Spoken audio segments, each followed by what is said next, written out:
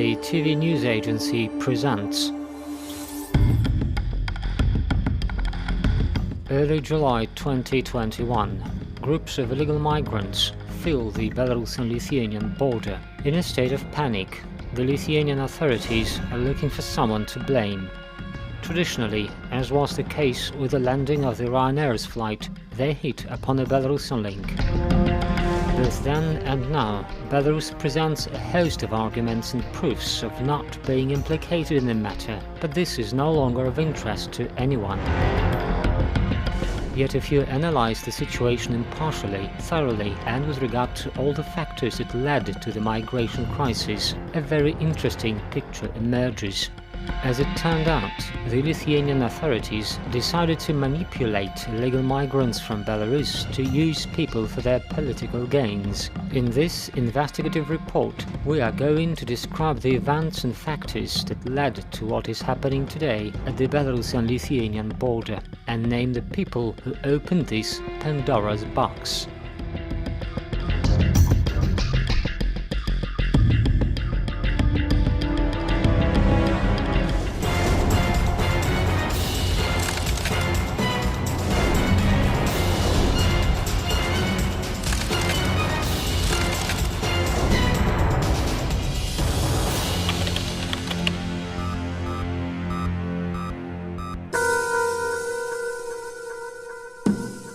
This is Andrei, once a promising boxer. In 2019 he assaulted a man outside the ring, was convicted of gross misconduct and sentenced to 4 years in prison. He was not actually put in jail, but was obligated to regularly report to the police. The young man is still being monitored today. A year ago, Andrei decided to blame his personal failures on the government and went to an unauthorized rally. As a result, he became a defendant in another criminal case for participating in the riots. Меня ждет тюрьма. I already realized that I was in for a prison term. I had been under house arrest, and now a criminal case. It was definitely the prison for me. I decided to find people to help me leave the country. I found Dapamoga, Natalia, on the internet and wrote to her. Several months ago, the young man illegally crossed the Belarusian-Lithuanian border. Everything was done under close supervision of coordinators from Vilnius. As it turned out, in Lithuania, it is easy to find a person to organize an escape for someone who has violated the law. And since Andrei had previously served with the riot police, he could share the information they were interested in with the special services of the neighboring state. One of the most experienced organizers of such operations, Oleg Metelitsa, nicknamed The Raft, was assigned to the man. Мы когда общались, на карте он мне скидывал фотографии, куда будем проходить. As we talked, he sent me photos of the places on the map we would go through, either a forest or a field or both. I had to do some running out in a field through forests to get physically fit to be able to navigate the terrain. Also, we worked with a map for 3 or 4 days. He already had people going through there. He knew where and how many people could get through. People are getting over on particular days, and he has the information on the border guards patrols. He knows where it's possible to get through and where not. In short, he's well informed. В какие-то дни люди переходят, и он уже владеет информацией. Там, где погранцов больше, где их меньше, где там можно перейти, где группа, где одна. Короче, владеет информацией хорошо. To get ready, Andrei, directed by his curator, did some cross-country running, studied the area on maps and screenshots that he received on his mobile phone. They detailed the areas best suited for crossing the border. They also talked over the phone a lot.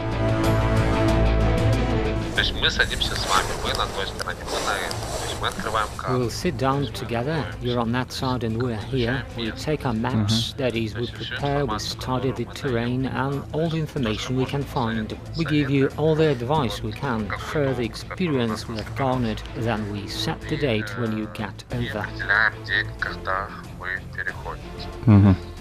Andrei learned the date when the crossing of the border was to take place literally the day before. He was given details about the area near the border and was told that another man, Vadim, would go over to Lithuania with him.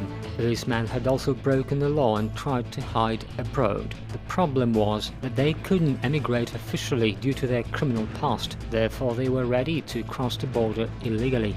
There are entire organizations in Lithuania that set up such tours to Europe.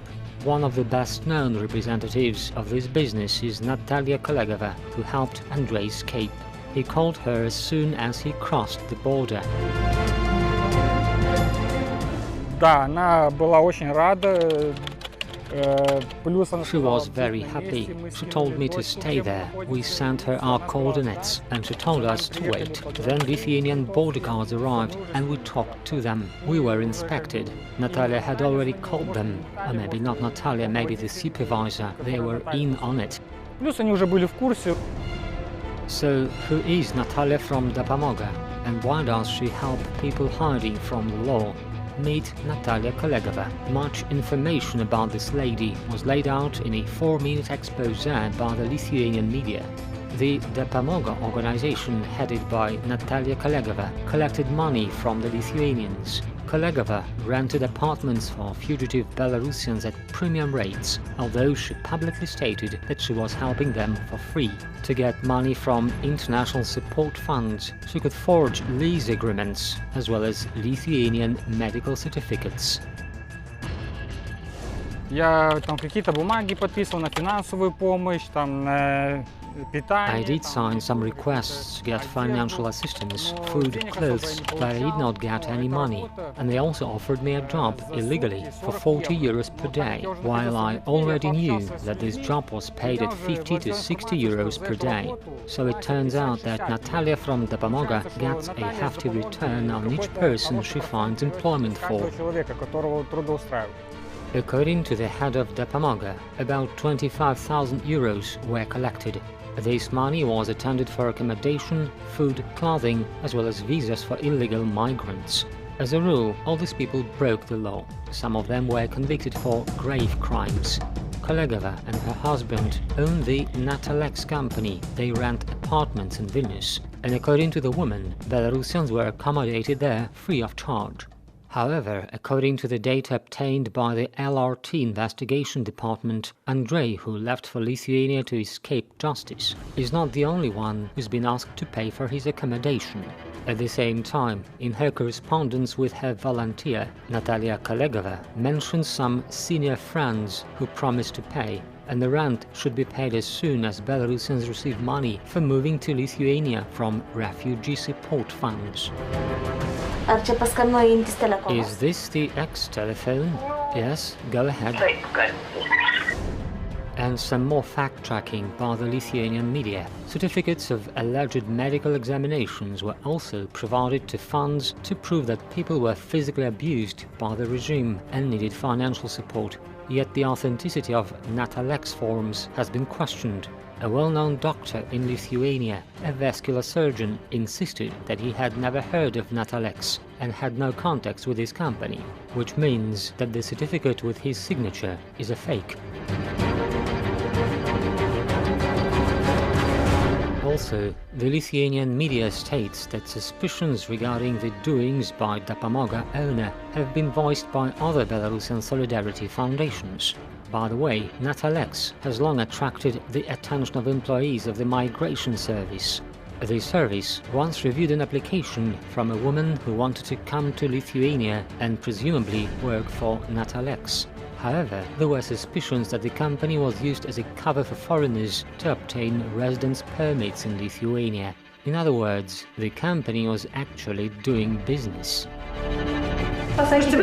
Please turn off the camera. There will be no interview. I will explain everything to you, but there will be no interview. No interview. Интервью не будет. There you have the egregious case of the Belarusian migrant of 20 years ago who makes money by taking advantage of escaped criminals and sympathetic Lithuanians.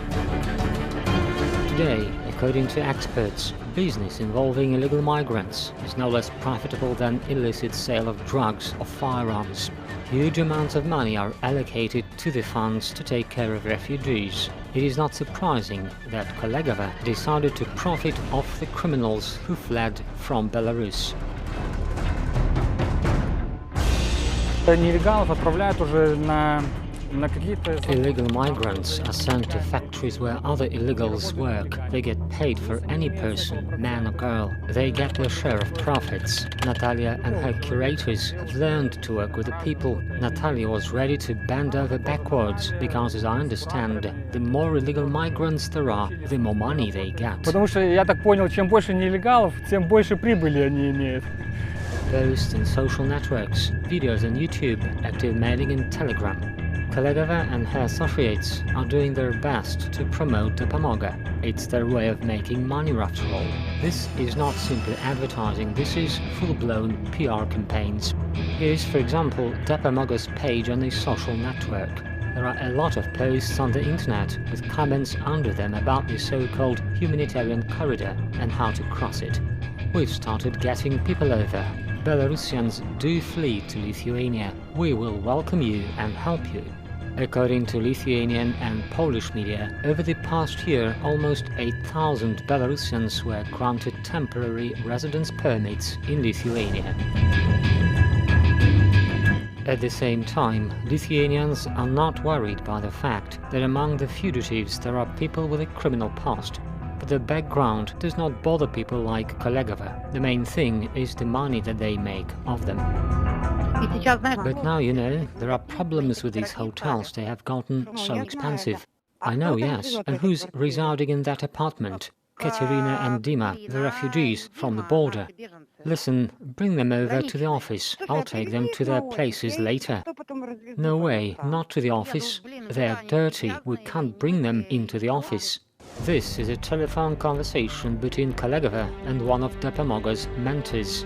Despite the girl's requests not to put all the migrants in one apartment, Natalia, who knows how to make money, insists that everyone will fit in okay. She does not even want to bring people into the office for registration, lest someone should intercept this valuable cargo. And it is hardly surprising, because she must have already prepared an individual receipt with a hefty sum for each tenant, which she will get from the benefactors to pay for separate apartments. I met Natalia after I had gone through all the quarantines. She provided me with housing. This is another migrant from Belarus. Yuri Nikolaev, like Andrei and dozens of others, committed a crime in his homeland and fled from justice. He counted on being supported, but faced a bunch of self-serving operators instead. They will help, but only at first, and exclusively for their own benefit. And then you have to pay. No, not with money. The money will be provided by funds with which people like Kolegova have long ago made a deal.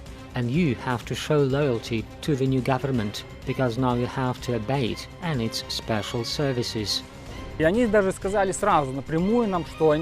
told us right away that we should cooperate with them because we're on their territory. I don't know what their intentions were. They could have recruited me, could have offered the bribes, money. With regular people it's just get to work, that's it.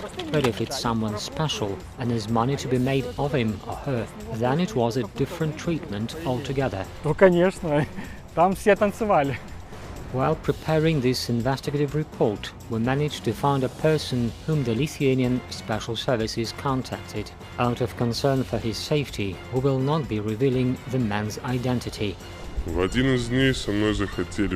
day, two people wanted to talk to me, who introduced themselves as employees of the Department of State Security of Lithuania. They inquired about my biography, warned me that I should be frank with them, because my future in Lithuania depended on it. For some reason, they were interested in where I did my military service, in my unit's ID number, who the commander was, his rank, and the unit's strength. Whether I was in contact with the Belarusian security agency KGB, what I knew about KGB in general, their employees, their special training. At the end of the conversation, they wrote down my phone number and told me I would be contacted when in Vilnius. когда я буду в Вильнюсе, они со мной свяжутся. We were also able to obtain an audio recording of that very conversation with the employees of the Department of State Security. We are from the Department of State Security, wanted to talk to you about the situation in Belarus. Well, where did you do your military service? And how many people served there? You came here, how do you know what you're getting into? You have to be frank. What was your military duty? Did you participate in any exercises? Who was your commander? His rank? Who participated in the competitions, the intelligence units? Were there KGB units too? Do you have acquaintances in any other units? What training courses did you take?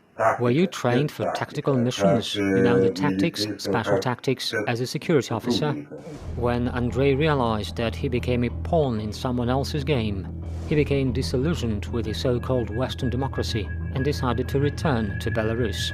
Taking responsibility for his actions turned out to be the lesser evil. Andrei's story proves that in achieving their political goals, Lithuanians were not embarrassed even by the criminal past of the so-called refugees. Lithuanian politicians stated that they were ready to take in thousands of such migrants. And when people other than Belarusians arrived at their borders, they closed them down, began starving the refugees and beating the living daylight out of them. For instance, if a person is a Belarusian, Lithuania immediately takes him or her in as a refugee. There are no problems. Why then do they immediately accept a Belarusian as a white refugee from Belarus, but do not accept an Arab? This is racism. According to Democrats in the West, it's a different story. But why? Most of the refugees who came to Lithuania are Iraqis. The rest are from Africa and Afghanistan. And many more people will soon leave their homes, fleeing from the war, which, by the way, is being fueled in the Middle East by the soldiers of the very same NATO. Among that military contingent, there are also servicemen from Lithuania. They are fully responsible for what is happening now in these people's home country. Murders, robberies, looting, all the horrors which the refugees are trying to escape. With time, a whole stream of migrants from all over the world poured in through the holes in the border that the Lithuanian side had made available for criminals from Belarus. Actually, it is the result of the voluntaristic policy of the Lithuanian government. Хорошо натасканная на Белоруссию прибалтийская карликовая A Baltic dwarf country which has been set on Belarus and which turns these events into a kind of political provocative tool of anti-Belarusian character. You know, today we can only talk about one banal thing. Europe uses its dirty double standards in relation to Belarus.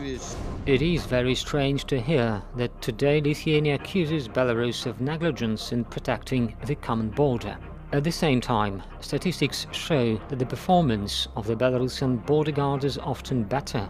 In particular, last year, Belarusian border guards detained about 600 violators on the border with Lithuania. Over the same period, their Lithuanian colleagues reported this same figure. In 2019, Belarusians detained about 1,000 people, while Lithuania about 500. In 2018, Belarusians reported more than 1,300 detentions, while the neighboring country 700. In total, over the past 11 years, the State Border Committee of Belarus has detained almost 20,000 people at this section of the border. And over the past 5 years, Belarusians detected 132 channels of illegal migration, 233 accomplices were detained. The policy of the collective West has long ceased to be constructive, and their rhetoric is exclusively accusatory in nature. Illegal migration is no exception. Instead of addressing the problem and searching for its causes, Lithuania aims every effort at purposefully using it for political goals. As it had been agreed, since 2010, the Belarusian side was doing the bulk of the work to protect the common border. And what about the Lithuanian government? What were they doing all this time instead of strengthening their weak borders? Well, here is what. This is a photo where the top ranks of the country's law enforcement and military authorities, led by the head of the border control of the State Border Service, Saulius Nikrashevicius, joined the Dopamoga Foundation in opening a humanitarian corridor for Belarusian refugees. High Commissioner for the Police, Renata Sporzela, was also spotted there. This event made headlines across the Western media. At the time, no one realized what this PR stunt at the border would eventually lead to. And in August last year, Lithuanian Prime Minister Saulius Skvernelis insisted that the country would accept everyone who seeks refuge from political pressure, as well as those who need humanitarian assistance. On the one hand, Lithuania publicly declares its readiness to accept thousands of refugees every day, and on the other, it sets up fences and uses threats and force to expel migrants back to Belarus, thereby renouncing its declared democratic values. And following the influx of migrants, the head of the Lithuanian Red Cross, Eglė Samuchovaitė, referred to the decision of the Lithuanian government to turn back asylum seekers as incompatible with the Convention on the Rights of Refugees, the EU Charter on Human Rights, and other provisions of international law.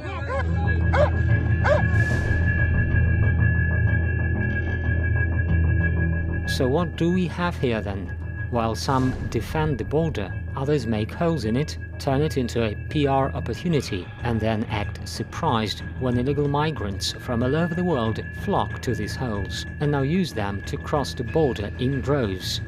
The channels of illegal migration were organized by the Lithuanian special services themselves to their own benefit. Other enterprising accomplices take advantage of this, making good money. All of this makes it abundantly clear that Lithuania's accusations are not objective. Their border was not secured to begin with, and the public announcement of this fact did them a disservice.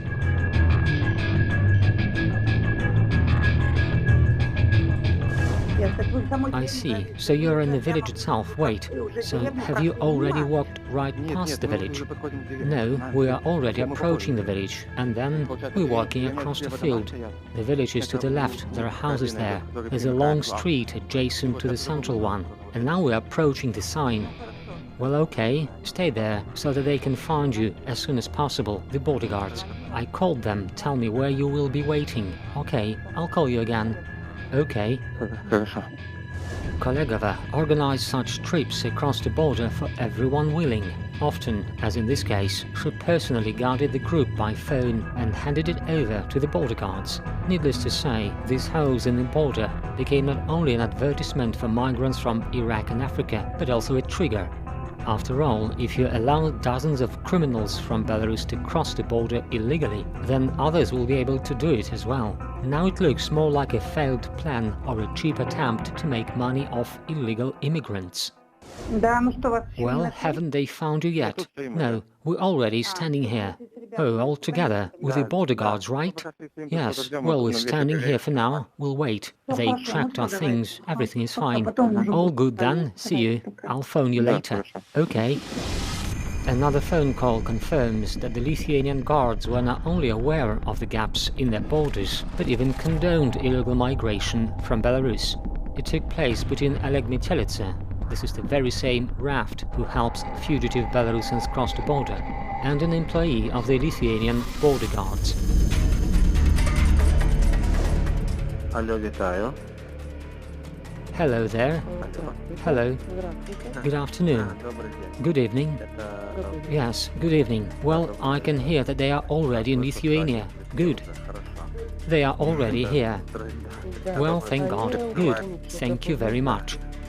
You're welcome. They've already showered and had a meal.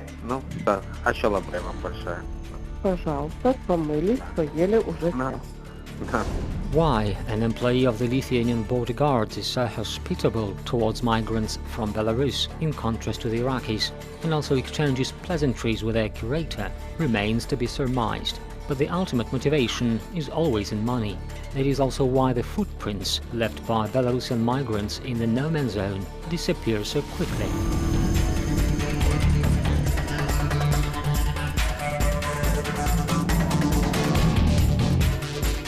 In this video, Lithuanian border guards cover up the traces of illegal border crossings. The incident took place on the 3rd of June. A group of fugitives drove right up to the border in a Renault. They left the car and crossed over to Lithuania, just like that. And what about the border guards of the neighboring state? They kindly removed the traces of the crime. Needless to say, this border violation was supervised by the very same Oleg Metelitsa. Have you crossed it yet? There was a trace, but we made it. Is it okay now? Are you calm? Can you talk calmly now? Yes, we're in Lithuania. We can talk. Who am I speaking to? It's Alexei. All the 5 people are there, right? All 5. Where are you exactly? In that very hole? No, it's straight on, right? Yes, right. Did you leave the car there? Yes, the car remained there. They were chasing us. Yes, I get it. You'll tell me later. Did you leave the car right at the border? Yes, unfortunately, right next to the fence. Well, it's okay. Did you drive straight to the fence? Yes, up to the fence. Just made it across. The organization of illegal migration channels has long been a lucrative business for these people. Having ensured the support of the Lithuanian authorities and border guards, they launched a continuous flow of illegal immigrants to the European Union. In turn, Belarusian border guards continue protecting the state borders, but they're doing it with regard to the current geopolitical situation. Today, in the absence of contacts with Lithuania, given the unfriendly position of the EU countries and the suspension of cross-border cooperation projects, including the construction of detention centers for migrants, Belarus is forced to independently determine its priorities, focus its efforts on certain areas considering the available resources. By now, Belarus had filed more than 60 complaints with regard to violations perpetrated by the Lithuanian border guards. Among those is evidence of aiding and abetting illegal migration. The Belarusian side has recorded dozens of violations. Those include the participation of Lithuanian border guards in criminal schemes. There are many recordings of telephone conversations between Kolegova and migrants, in which she says that she is sending border guards to them. I'm already sending border guards to you. Everything is fine. It's good. Anatoly, Natalia, are your clothes wet? Tell me, and I'll tell the border guards. But it is not in the West's interest to take note of the instances when the Lithuanians assist Belarusian criminals in illegally migrating to Europe. It is also not in Lithuania's interests to mention the death of an Iraqi who was beaten to death by border guards and was left to die at the Belarusian border. The cases when people become victims of violence are getting more and more common. Dozens of instances have been recorded when migrants in Lithuania are subjected to beatings and even engaged with firearms.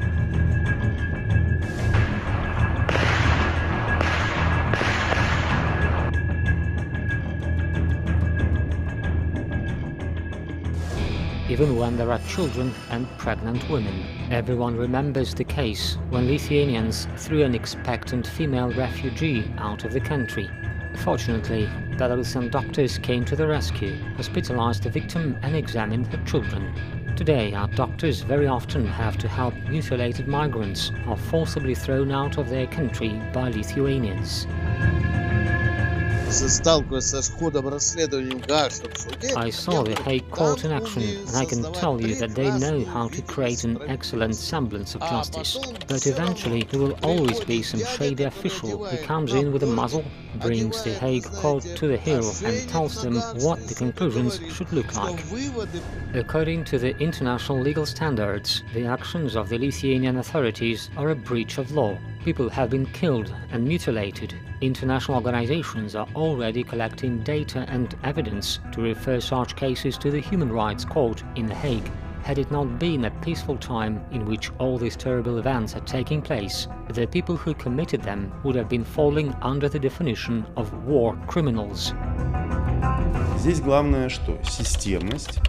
The main thing here is the consistent, sustained and premeditated nature of the actions. It's not only that the Lithuanian authorities do not deny their doings, they play them up, set up a legal pretext for them, which makes it a discriminatory act against a group of people identified on ethnic, racial and religious principles. They're forcibly deported. This is also a crime against humanity. People seek asylum, they are deported with the use of force. In the course of these deportations, certain acts are committed, including, as we have already seen, murders. Yes, they are not yet widespread, but weapons are being used, people are beaten and left in danger, including pregnant women. This is the set of actions which are of a sustained nature and which constitute the crime against humanity perpetrated by the Lithuanian government. Watching Lithuania's crackdown on migrants today, one recalls several other terrible events that ended in a tragedy for refugees. First of all, the operation of the infamous Frontex. This agency is responsible for coordinating the work of national border services and is called upon to ensure the security of the external borders of the European Union. That's what the papers say anyway, but in practice, international human rights organizations hold Frontex responsible for hundreds of illegal immigrants drowned in the sea. Sooner or later, someone must be held criminally accountable for these deaths. If we're talking of how it should be, this case needs to be referred to the International Criminal Court in the notorious Hague. There is the Rome Statute. Lithuania has joined it, just like the countries of the European Union, and ratified it. And of course, there should be at least an international investigation to determine whether to initiate these proceedings or not. And all the attempts to shift the responsibility onto Belarus are groundless, because these actions are performed by the Lithuanian authorities. They say, let these migrants stay on the Belarusian territory, but they do go to the territory of Lithuania. The West does not need refugees from Iraq, Syria, Afghanistan and other countries with ongoing conflicts. But when it comes to Belarusian migrants, their stand is not as tough. It turns out that, in this case, even criminals can enter the European Union. It turns out that they are highly selective. Some get tea with cookies, others end up in a concentration camp. These are the associations that arise when you see a place where refugees have to stay. And the images with uniforms, batons and shepherd dogs automatically take us to what happened in Germany during the Nazi reign.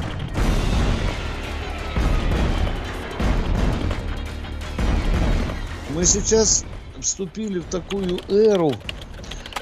We have now entered a historical era when certain blocs and alliances are being shaped, when there's an ideological or even military confrontation, and all those earlier European and international mechanisms are no longer functional.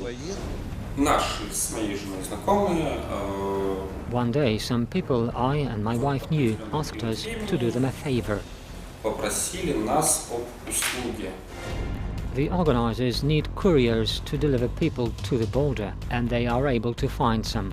This is Yevgeny Buynitsky. It was his friend Kostya who got him involved in the matter. This person, together with his wife, at some point decided to move to Lithuania. The Buynitsky couple brought their acquaintances to the border zone, after which they crossed the border illegally. After some time, Yevgeny was again asked to get several people into the border area, and he didn't refuse. This time he set off without his wife, Yelizaveta, but he called her from time to time to keep her abreast of the events.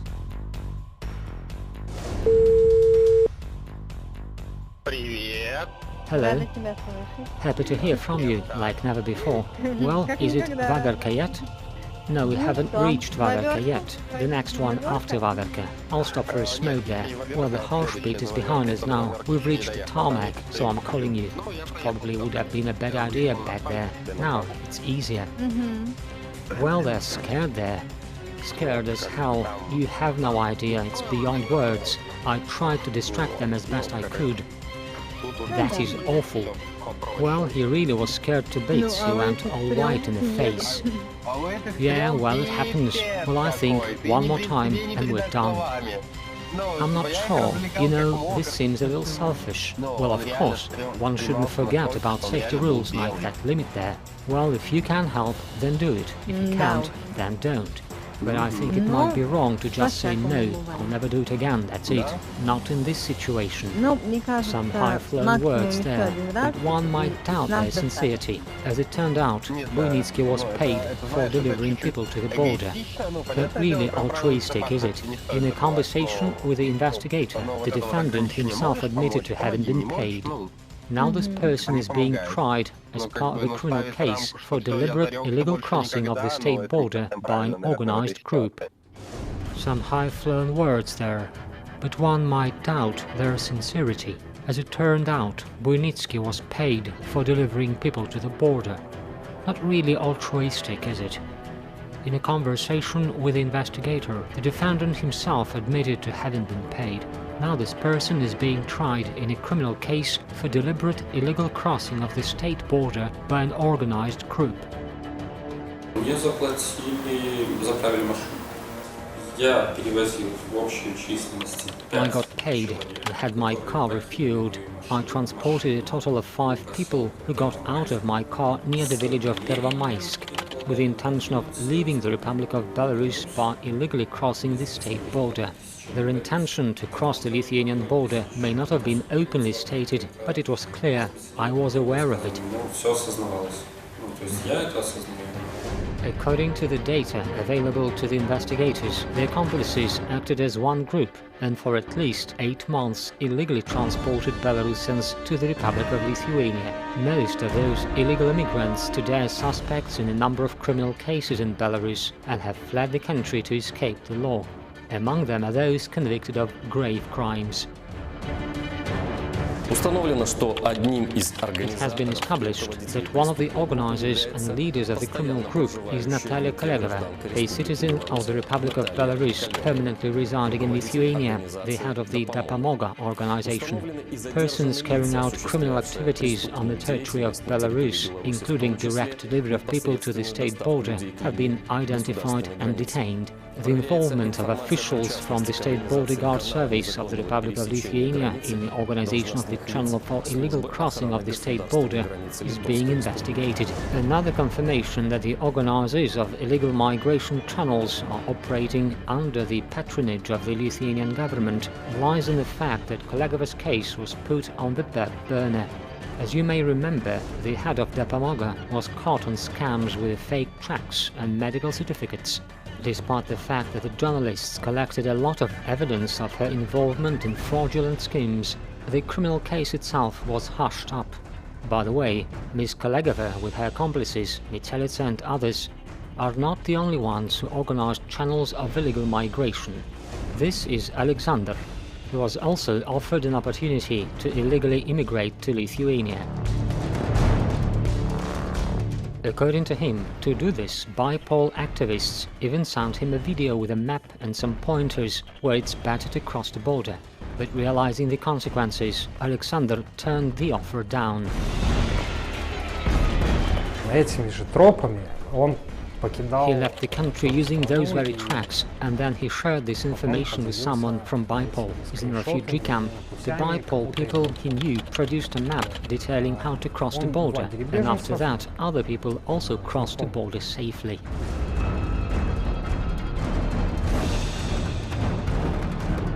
When the Lithuanian authorities, together with the fugitive criminals from Belarus, made those holes in the border, they could hardly have imagined what kind of Pandora's box they were opening. As if from a vessel filled with misfortunes, a slew of problems has already poured forth onto Europe. And as experts predict, this is just the beginning. More than 4,000 refugees from Iraq, Afghanistan and Africa have already arrived in Lithuania. How many more are going to come? After all, people fleeing the war are not aware that Europe accepts migrants very selectively. But instead of addressing their problems, the Lithuanian, Latvian and Polish authorities prefer to blame them on others, refusing to admit that they themselves are responsible for everything. According to law enforcement officers, mentees from Dapamoga and other similar funds continue assisting illegal migrants from Belarus who have broken the law. With this, they point out the same possibility for illegal migrants from all over the world. That is why today it is impossible to say how much more trouble will the ordinary Europeans face due to this Pandora's box. We can only hope that the ending will not be as unfortunate as that in the ancient Greek myth.